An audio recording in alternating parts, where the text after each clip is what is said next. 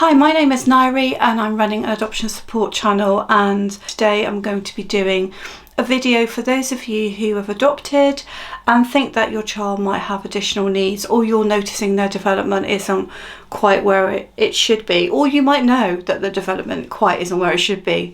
So this video is all about my experiences of dealing with additional needs, both kind of through my fostering experience and the fact that I've adopted two boys who do have additional needs in one way or another. Because I'm in the UK, I know that some of this will be relevant because it's generalised, but some of it will be specific to the UK, so I apologise for those of you who are following me from around the many places of the world. What we found is that when you first adopt or you first foster, but we'll go down the adoption route because that's what this channel is all about, you are asked to make sure that the child is settled before you try to pursue anything really.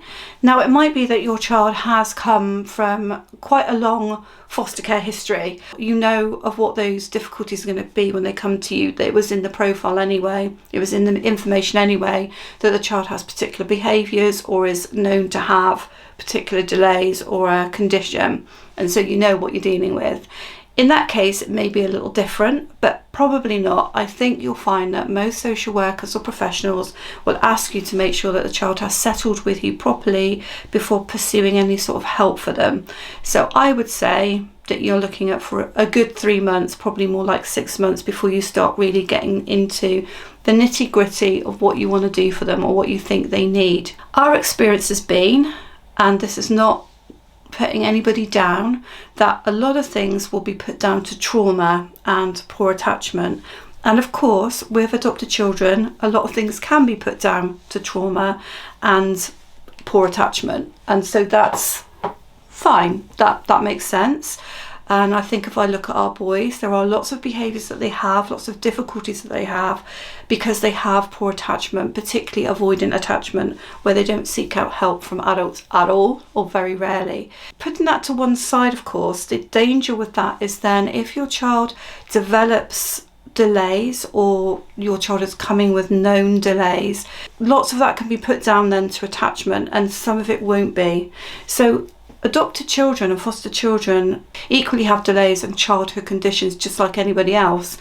The problem is separating out what is down to that and what is down to the trauma, and this can be so complicated for even the most experienced professionals to unpick. Now, our experience of that is that sometimes then you have to fight for that support more than what you might think you have to, because people are sometimes too ready to say it's down to trauma. In my mind, there's a difference between down to trauma and attachment, things that can be gradually eradicated and improved upon and helped over a period of time, and trauma that's actually affected brain development and things that you can't put right. And this is something I'm going to discuss on my attachment series. There are things that improving attachment relationships cannot put right for a child. The damage is done. That's the same for other children as well. Some damage is done earlier on, and it can't be put right just by therapeutically parenting or working on attachment. It's not about that. It's about something that's happened to the brain, and it can't be put right. And so sometimes I find that people are too ready to just push it into that category, and this is where we've had a lot of issues ourselves, because there are lots of things that we've worked on with our boys that have become more easy to work out, have improved, or shall we say we've worked out what it is and what we're going to do around it. So we've seen the patterns, and we've seen how we can parent to help eradicate those patterns, or how we can parent to support the boys better. And then there are other things which were there when they first came, when they were 2 and 3, when they were foster boys, that absolutely haven't gone anywhere. And no matter what we do, will not go anywhere, because they're here to stay. And that's taken quite a while to work out what that is. In many ways, I wish we'd maybe fought for them a little bit earlier, and that's hard to say publicly. I wish we'd looked at some of the things that we were worried about earlier and not just said, okay, it's because of the poor stock. We have had to use our strength of character to get school on board. So the first thing I'd say to you is many of the childhood conditions that are diagnosable are often not really looked at until they go to school. Now sometimes they are because they're so obvious, but I think for many situations people wait until they're a little bit older and they're at school. Now I'm not saying that's for every child, but I'm saying for us, they wanted to see them settle at nursery.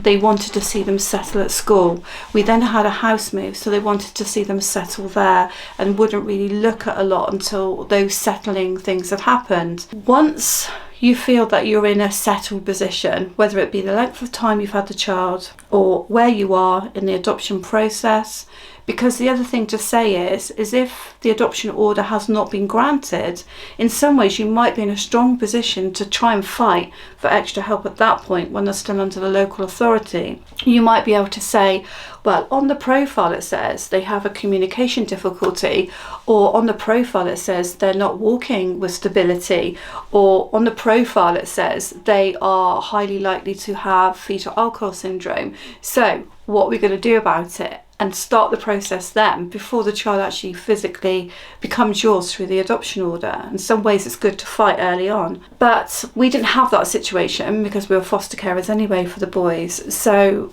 getting back to, really it wasn't until they're at school that we start to kind of like play out trying to get the extra support. Now there are two ways to look at this as well. You've got the additional needs, which are very much down the lines of needing therapy, which is connected with attachment, therapeutic parenting, and trauma, in a sense of trying to emotionally stabilise the child. So there's that side. Now in the UK, the Adoption Support Fund is exactly for that type of thing, and it's not really for anything else. So any therapy-based type work that helps a child to go on the route of a healing process for what they've experienced, the Adoption Support Fund in the UK is what that is used for. Also, the option, I believe, and I could be wrong about this, of if you know a private establishment nearby that is doing certain work in a certain way, or they're offering a certain therapeutic programs, and you know of that private practice, and you think it might fit under the remit of the Adoption Support Fund, and it's worth reading the criteria, just find it through your social worker or Google it. You might be able to request that the Adoption Support Fund is used specifically for that. And actually, if you really believe there's something that your child needs remotely fits under the therapeutic banner, then you can fight to use the Adoption Support Fund for that. So it's worth thinking about. The other side of it though is all the conditions that are out there and all the possibilities that are out there when it comes to a child not achieving at school, not making the progress, or having difficulties relating to peers. There's all the other things that are out there, and I'm sure you can think of a number of childhood conditions. By the way, I do have a childhood conditions playlist on my channel, so see if you can find that, and there's a couple of videos on there about different conditions. There's so many things that your child may have. If you believe that they might have one of those things, then it's different. You've got to go down the route of trying to get either an ECHP, which in the UK that's almost like a document that says this child needs extra support than what they're going to get in mainstream school. It doesn't mean that you would move them to a special school, but what it's saying is that everybody needs to go by this document. Everybody needs to be providing extra help for this child. Now, my understanding is the child has to be a long way behind educationally, and this is where I feel, I don't know what it's like in your country if you're not in the UK, this is where I feel it falls down, okay? I believe that both my sons need significant extra help in school for different reasons, but only one of them is far enough behind for us to actually go for the ECHP. It's all about academic progress as to whether they start getting looked at to get the ECHP. My question is, why is that the case? Why has it got to be that they're so far behind academically to get the support, when actually there might be stuff that cannot be put right for these children, but they're not that far behind education. You might be a little bit far behind, but they've got other things that they need support for. So I find that this is disturbing. Now, without an ECHP, you're probably not going to get much extra help, but also you don't have the option for special educational needs school without that ECHP. You have to have that. School can help you to try to access different pathways to try for different diagnoses, and often it's going to be the Senko in the school that's going to say yes, I'll help you to get this, or no, I won't. So it's absolutely essential that you build up a really good relationship with the special needs coordinator in your school and that you find that support. If that's not the case, then you would need to go back to your social worker, the local authority, the agency, and you need to say to them, help me to get on a pathway. I believe my son, my daughter has this issue. I need to find out how I can have this diagnosed, how I can pursue assessment to see if they have this thing wrong with them. You've got to get a professional on board that can tap into all these other things and can bring things together for you, because what we found is there's so many things that our older son is now being assessed for that without somebody coordinating that, we would have to coordinate that, and that is super difficult. So you need to find someone who knows what they're doing. Then if we go back to the ECHP, what's happening with us at the moment, I can only give you our experience, and it's going to be different from everybody else's probably, but this is our experience. So now we're having all of these things happen for this one document, and it's meaning that we can rule out things. So my son has had he's had fetal alcohol syndrome looked at and blood taken.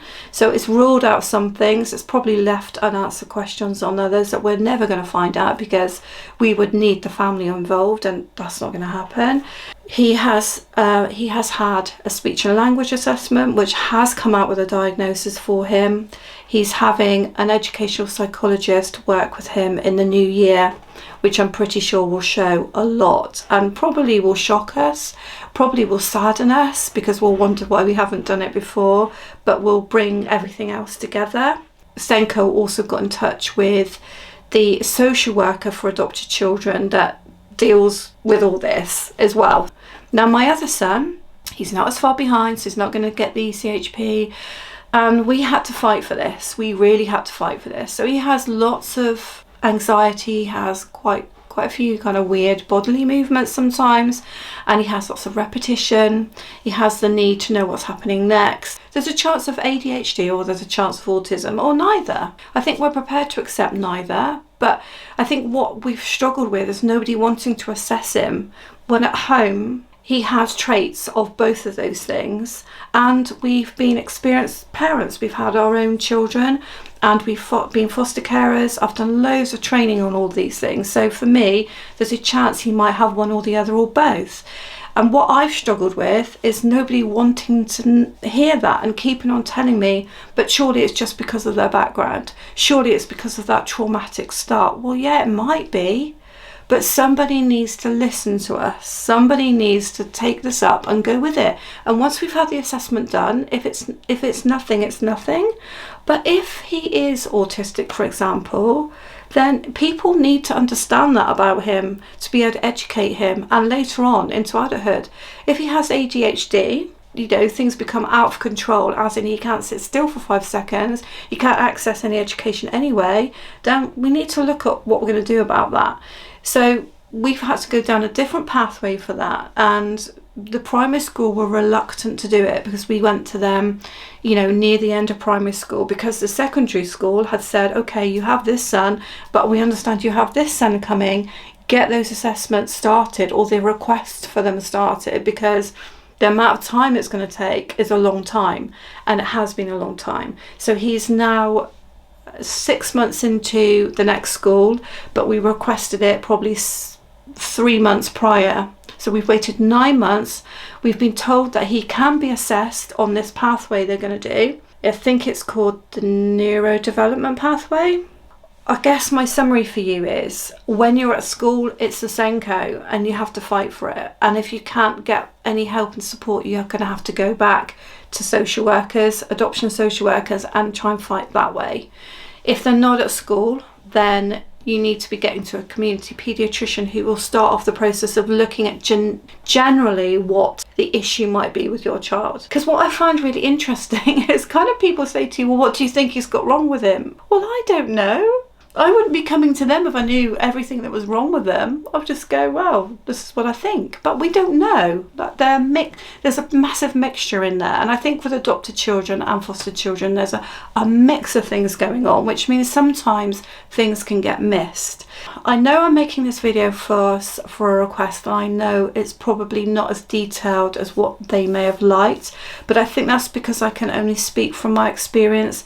I could look up all sorts of strands of funding that are out there, all sorts of assessments that could be done. But the thing is that in the UK, that's going to vary locally massively and vary according to the type of adoption experience you've had and the social worker support that you're getting and the type of school that your child goes to and how supportive they are.